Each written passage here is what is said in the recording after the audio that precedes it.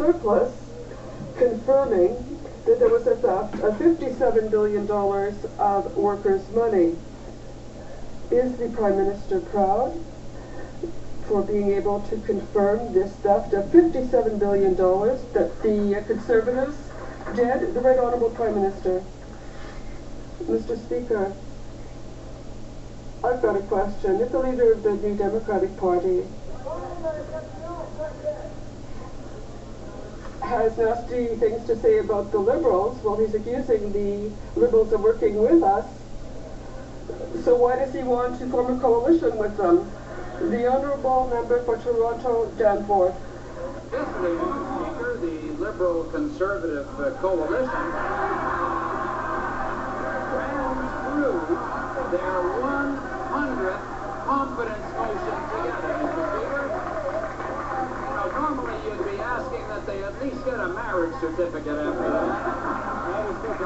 But he got his misguided budget through, Mr. Speaker, through the coalition of the unwilling. What else is this group going to support together? The privatization of the CBC, extension of the war in Afghanistan. What's next for the coalition, Mr. Speaker?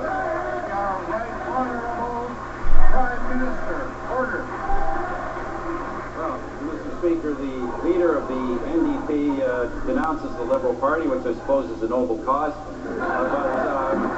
But Mr. Speaker, at the same time he's denouncing the Liberal Party, he's of course secretly having negotiations to form a coalition with them, Mr. Speaker, so I wish he'd make up his mind. The Honourable Member for Toronto, Danforth. Mr. Speaker, I really don't need to take lessons in secrecy from the specialists. Mr. Speaker, billions are being spent on fake lakes and bloated security, while Canada's First Nations deal with the crisis of housing, of education, and health care. Aboriginal communities in Canada have a tuberculosis rate 35 times higher than non-Aboriginal Canadians. Suicide 11 times higher than the national average. And 19% of our inmates are Aboriginal. Will the government at least put as much effort into that as they have to protecting the banks? The Right Honourable Prime Minister. Once again, Mr. Speaker, of course, the government has taken strong action on this, and one of the things, of course, that the G8 will be discussing is the Child and Maternal Health Initiative, which I note has been strongly supported by many international parties this week, Mr. Speaker. At the same time, I go back, Mr. Speaker, and this is just really the blindness of the NDP, Mr. Speaker. We're not protecting the Canadian banks. We're protecting the Canadian economy, Mr. Speaker. We're not going to have an economy that is forced to pay for bailouts that happen in other countries, Mr. Speaker. We're standing up for Canada. The leader of the NDP should at least learn to stand up for the things on which... The Honourable Member for Notre-Dame-de-Glace, Mr. Speaker, it's time that the government disclose the magnitude of the financial mess that shocks Canadians of all political stripes. When will the Conservatives make public the total cost of these summits? When will they present Canadians a complete budget? Canadians are entitled to know where their money went. When will we get a complete, exhaustive budget? The Honourable Minister of Foreign Affairs. Mr. Speaker, as I mentioned, most of the costs have to do with security. And a part of this spending will also go to promoting the country. But Mr. Speaker, all this money has been budgeted for, and that party supported our budget yesterday. The Honourable Member for Notre-Dame-de-Glace, Mr. Speaker, they say that the lake of waste, Boondoggle Lake, will cost $57,000. We know that this is false.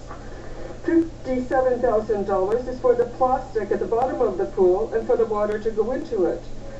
Their misleading accountability has excluded all linked costs, design, the construction of the lake, the Jumbotron that's going to be near the lake. When will the Conservatives admit the real cost of their fake camping ground?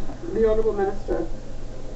Mr. Speaker, we indicated quite openly, in a very transparent way, what we were going to do. We were going to promote our country. We want to make sure that we can show the world the face of Canada, and in the amount of time we can do so, we will do so. Mr. Speaker, we have to deal with the media, delegates, spectators around the world. This is to show Canada under its best light, and we're going to make sure that happens. For Dartmouth Cole Harbour. Mr. Speaker, Canadians have gone from amazement to shock to anger over the Conservative billion-dollar summit. There's even a contest now to name the fake lake. So what do you call it? Well, we've heard the Blue Lagoon, or Lake Waste, or the excess pool. Or given how angry Canadians are, how about we use the phrase coined by a truly great Canadian and call it the Funnel Donald Puddle, Mr. Speaker? Or we could call it exactly what it is, Mr. Speaker. We could call it Lake. How in the hell can a country with rising poverty rates squander $1 billion on a meeting?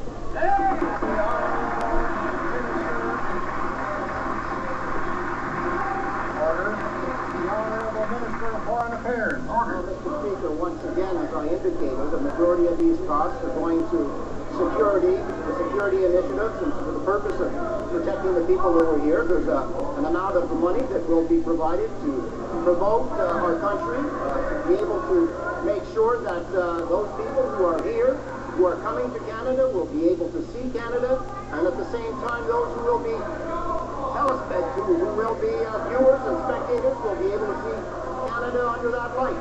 Maybe a suggestion, Mr. Speaker, if he's looking for a name for the lake, why doesn't he call it Lake Gumry? The Honourable Member for Dartmouth Cole Harbour. Order. Speaker, it's getting absolutely bizarre. We learn now that the Conservatives are selling off real lighthouses in Canada, including the famous Peggy's Cove Lighthouse. But it's full steam ahead for fake lighthouses. The Guards of G20 fake lake. Real lighthouses, don't want that. Fake lighthouses, go to the head of the line. It's like a skit out of Monty Python. Except, it's not funny, Mr. Speaker. Governments make choices.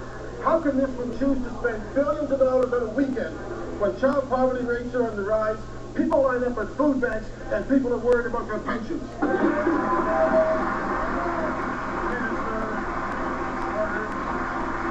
Order. The Honourable Minister of Fisheries and Oceans. Thank you.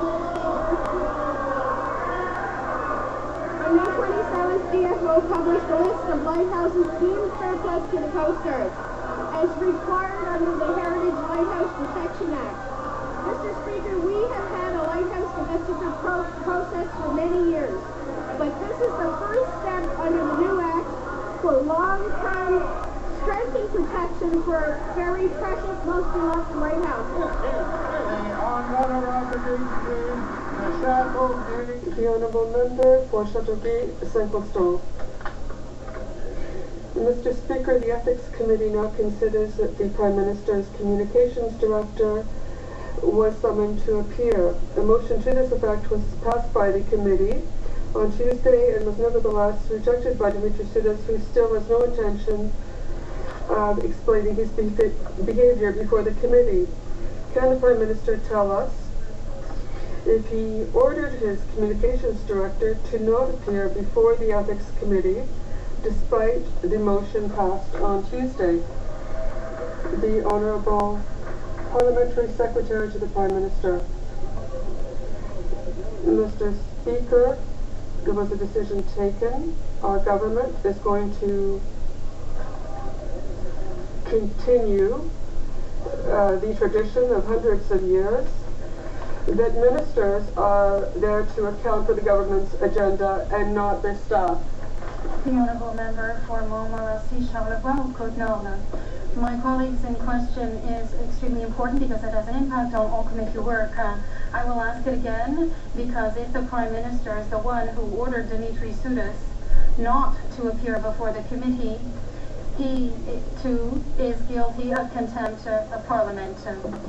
Can the Prime Minister confirm whether he personally ordered his Director of Communications not to testify despite the committee's order? The Honourable Parliamentary Secretary to the Prime Minister. Yes, Mr. Speaker, it's clear that the government has made the decision We will continue with the tradition that has existed for at least 3 centuries, that ministers are the ones who are responsible for explaining the position of the government, both in the House and in committee. This is a long-standing tradition and it works well in a democracy, and that is our decision. The Honourable Member for La Pointe-de-Lille.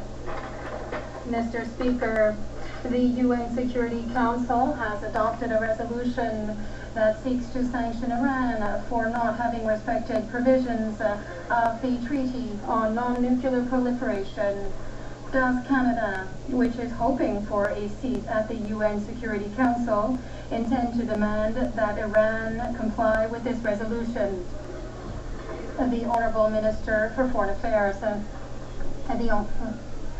The Honourable Member for La Pointe-de-Lille.